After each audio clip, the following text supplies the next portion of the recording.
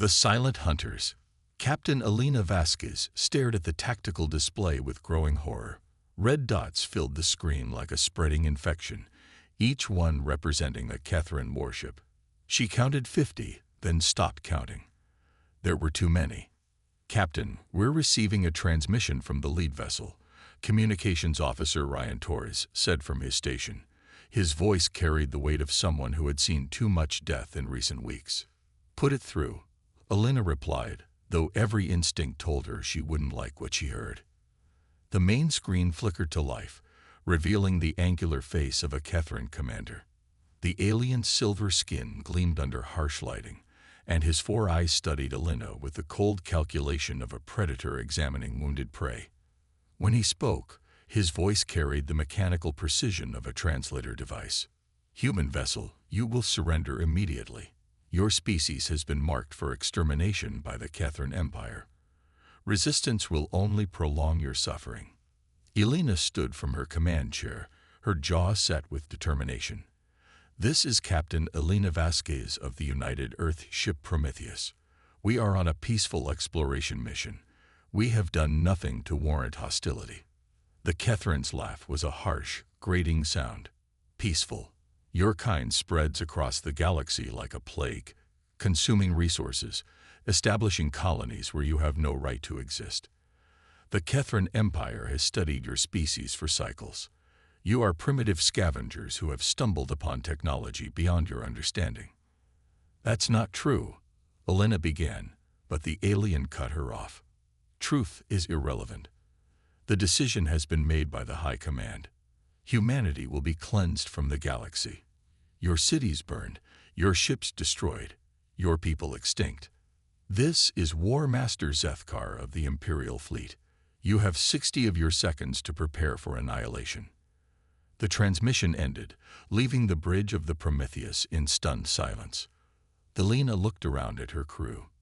23 people, good people, who had signed up for exploration and discovery. Now they faced extinction at the hands of an enemy they had never even known existed. "Captain," Navigator Lisa Chen called out, "long-range sensors are detecting similar fleets throughout human space. They're hitting our colony simultaneously." The blood drained from Elena's face. New Terra, with its population of 3 million.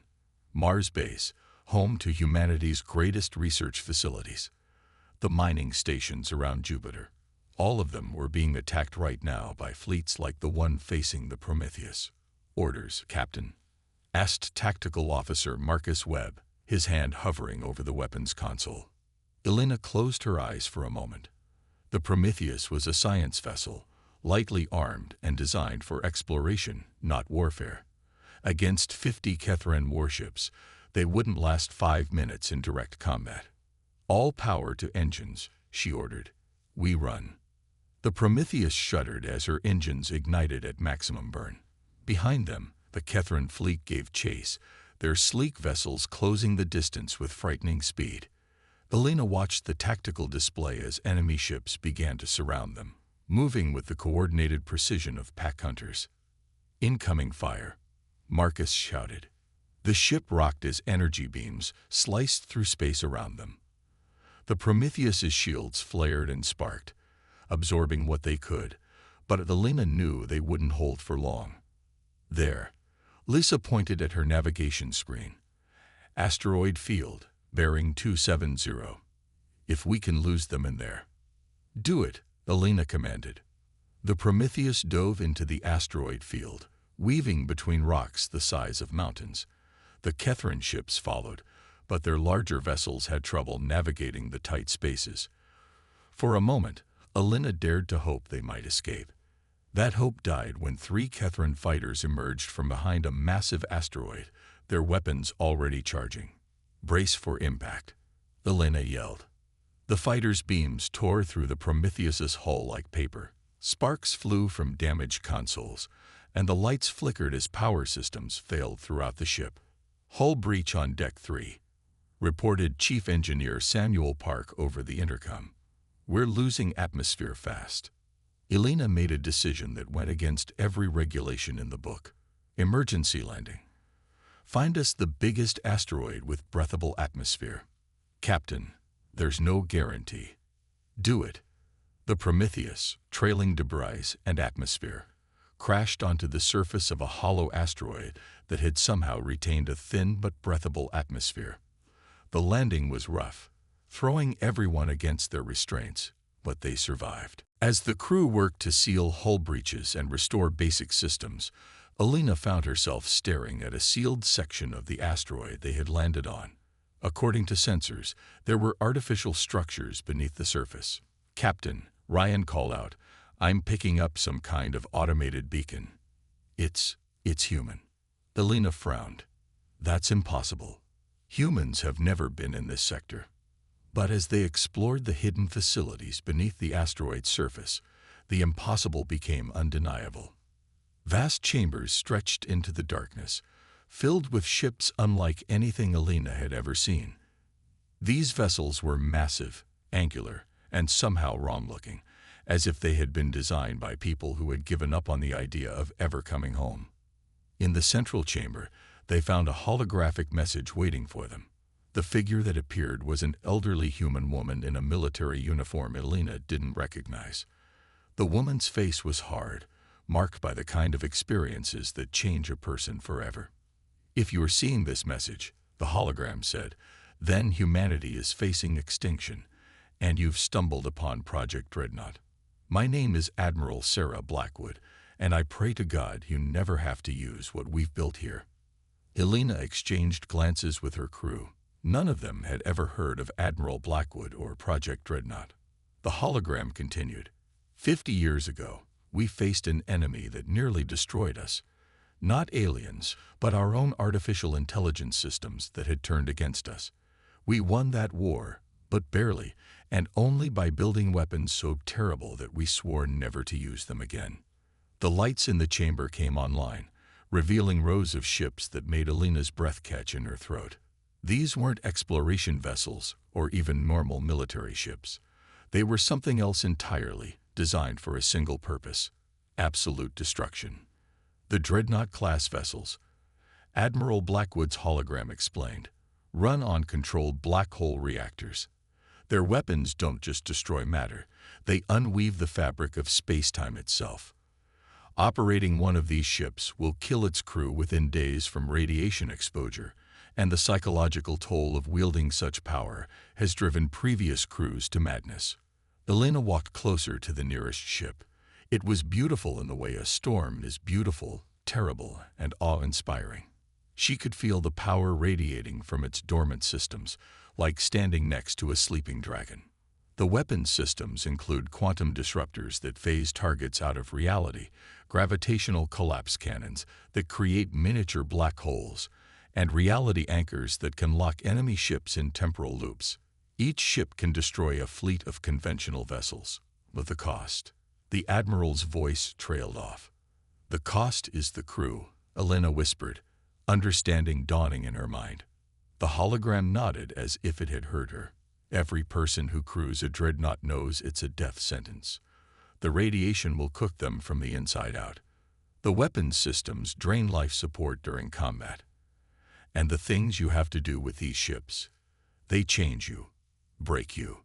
Alina's communication officer interrupted her thoughts. "Captain, we're picking up transmissions from Earth. The Kethran fleets have reached the homeworld. They're demanding unconditional surrender." Alina closed her eyes. Earth, with its 10 billion people. Her sister lived there with her 2 children.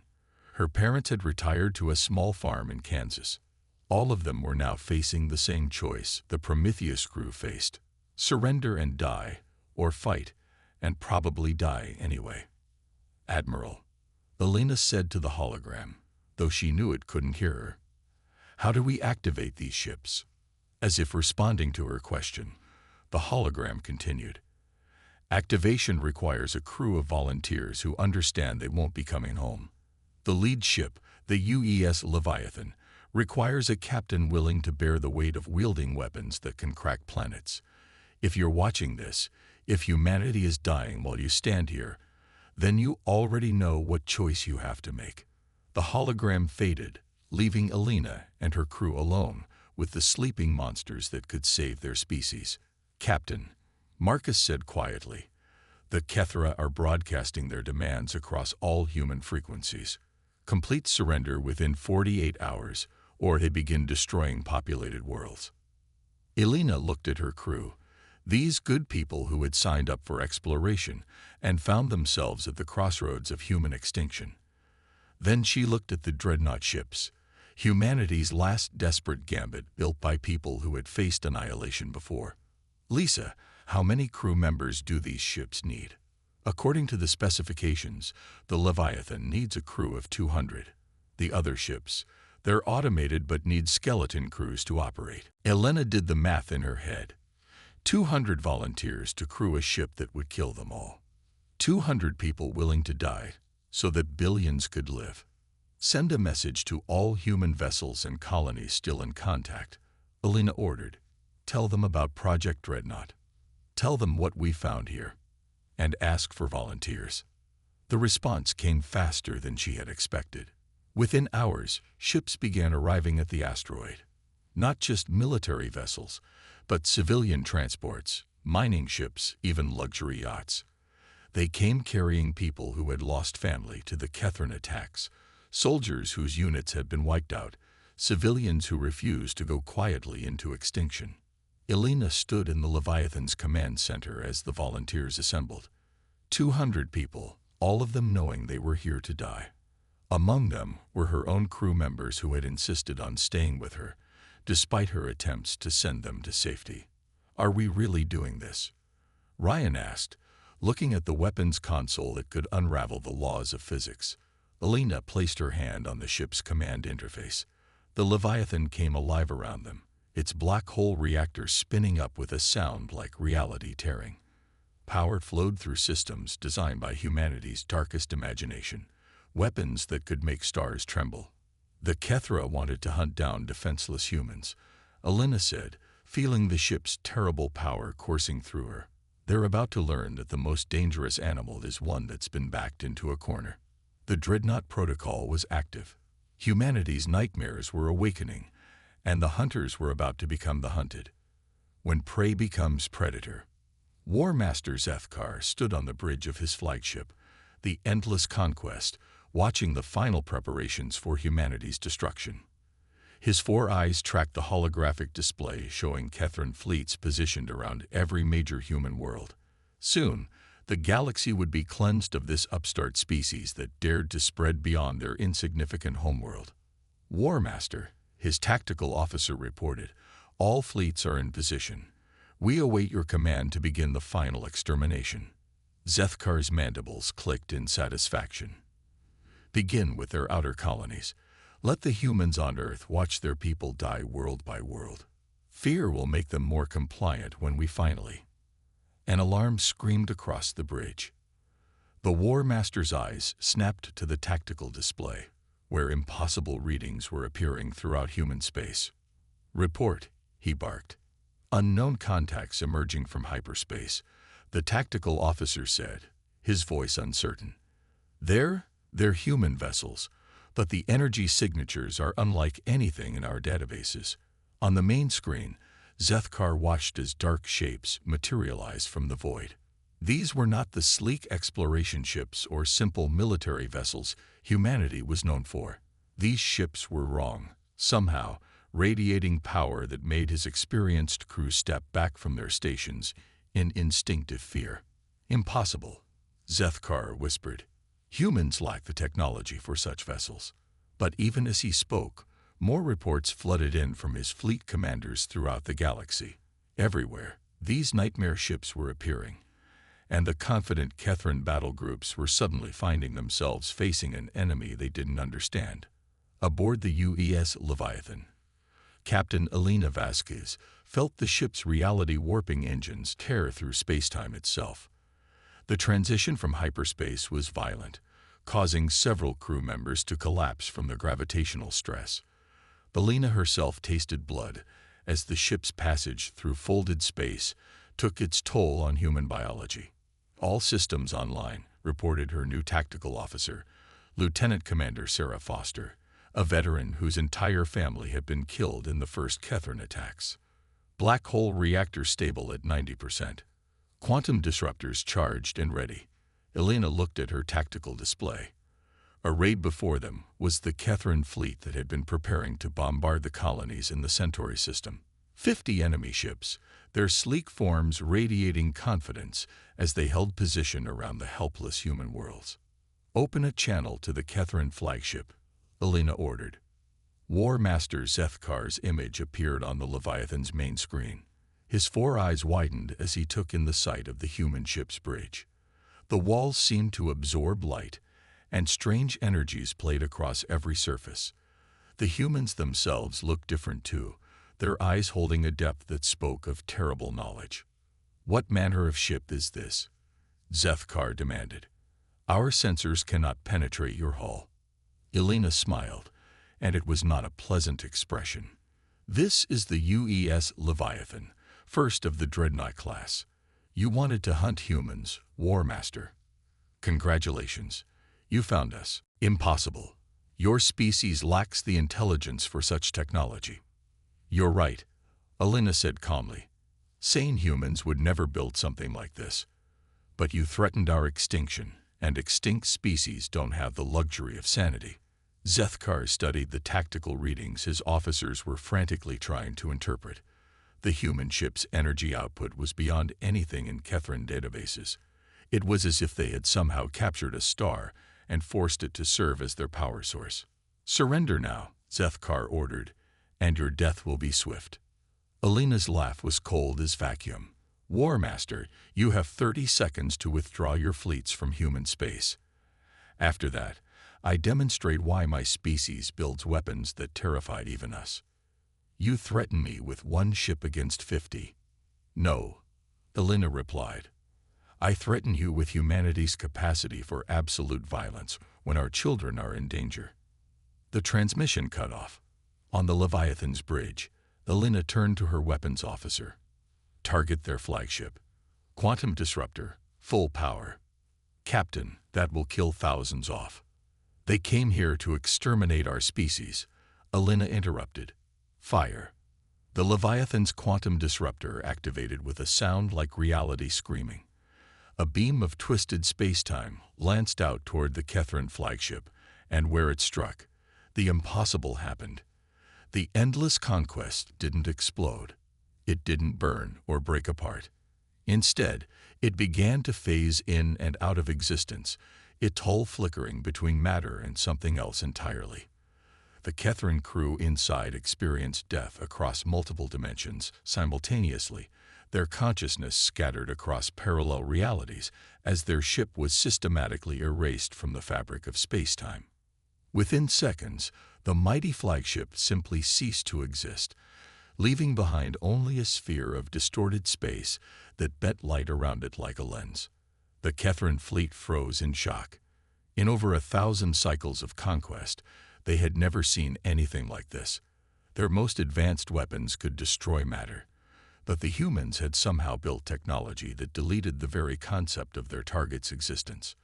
"All ships, attack formation," broadcast the new Catherine commander, his voice tight with panic. "Destroy the human vessel."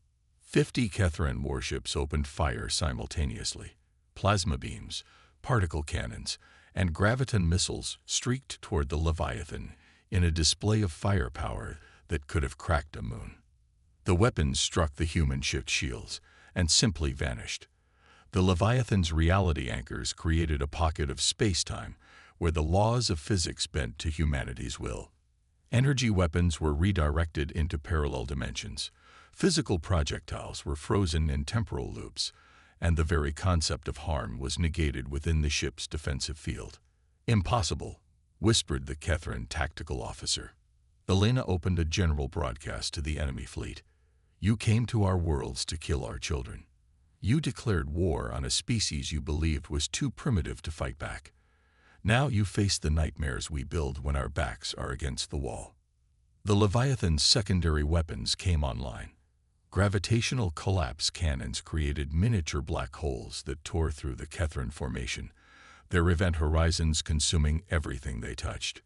Reality disruptors fired beams that unraveled the fundamental forces holding enemy ships together, causing them to drift apart at the molecular level. But it was the temporal warfare systems that truly broke the Kethran morale. Elena watched as several enemy vessels were caught in time loops, forced to experience their destruction over and over again for eternity. Others were aged to dust in seconds, their crews dying of old age in moments as localized time acceleration turned minutes into millennia. "Please," came a transmission from one of the surviving Kethran ships. "We surrender. Have mercy." Elena felt something cold settle in her chest. The radiation from the black hole reactor was already beginning to affect her crew. She could see the early symptoms in their faces, and she knew that within days, all 200 volunteers aboard the Leviathan would be dead from exposure to forces that should not exist in normal space. "Mercy," Elena said into the communication system. "You offered no mercy to the children of New Terra. You showed no mercy to the research stations around Jupiter. You came here to commit genocide." She turned to her weapons officer. "Activate the Stellar Disruption Array." "Captain, that weapon has never been tested. The power requirements alone." "Do it." Across human space, similar scenes were playing out as the other Dreadnought-class vessels engaged Kethran fleets. The UES Nightmare, commanded by Captain David Chen, unleashed probability manipulation weapons that caused enemy ships to spontaneously develop fatal flaws in their hulls. The UES Apocalypse used dimensional shearing cannons to cut Kethran vessels into pieces across multiple layers of reality. Each victory came at a terrible cost. The human crews were dying from radiation poisoning, their bodies unable to withstand the forces required to operate such weapons. But they fought on, driven by the knowledge that their sacrifice would save billions of lives. On the Leviathan's bridge, Elena felt blood running from her nose as the ship's stellar disruption array charged to full power. The weapon drew energy directly from the local star, creating a feedback loop that would either destroy the Kethran fleet or tear the solar system apart. "Firing," Sarah Foster reported, her voice steady despite the radiation burns beginning to appear on her hands. A beam of pure stellar fire erupted from the Leviathan, reaching across space to touch the sun itself. The star responded by unleashing a directed solar flare that swept across the Kethran fleet like the breath of an angry god. Ships that had survived for millennia were instantly vaporized, their crews never even realizing they were dead. In less than an hour, 50 Kethran warships had been reduced to glowing plasma and twisted metal. Similar reports came in from across human space. The Dreadnought protocol had worked. Every Kethran fleet was either destroyed or in full retreat, their commanders transmitting desperate pleas for mercy from the species they had tried to exterminate. But victory came with its price. Elena looked around the Leviathan's bridge at her dying crew. The radiation was taking its toll faster than expected. Several officers had already collapsed, and she could feel her own strength ebbing. "Captain," Ryan Torres said from his communication station, his voice weak. "Message from Admiral Blackwood's successor. All Kethran forces are withdrawing from human space. They're asking for a ceasefire." Elena nodded slowly. "Tell them this. Humanity accepts their surrender. But if they ever threaten our people again, if they ever return to our space with hostile intent, we will not show mercy a second time. We will unleash weapons that make the Dreadnought class look like children's toys." It was a bluff, but the Kethra didn't know that. They had seen what desperate humans could build, and they wanted no part of finding out what humanity might create next. As the Leviathan set course for Earth, Elena reflected on what they had accomplished. Humanity had survived its first contact with a hostile alien species, but at a cost that would haunt the survivors forever. The 200 volunteers who had crewed the Dreadnought ships were all dying, their bodies consumed by forces beyond human comprehension. But their children would live. The colonies would survive. Earth would continue to spin in its orbit, blue and green and beautiful, home to a species that had learned a terrible lesson about what they were capable of when faced with extinction. "Captain," Sarah Foster said, her voice barely a whisper. "What do we do now?" Elena looked out at the stars through the Leviathan's viewscreen. They looked different now, not like points of light, but like the eyes of potential enemies, watching and waiting.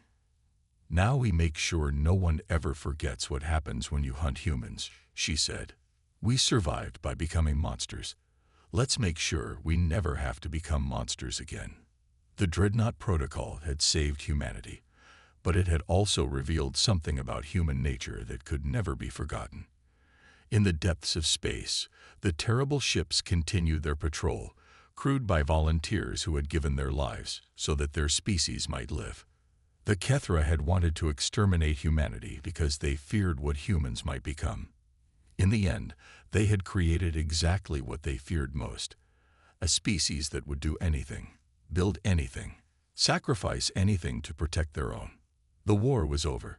Humanity had won, but the victory would forever carry the weight of what they had been forced to become to achieve it.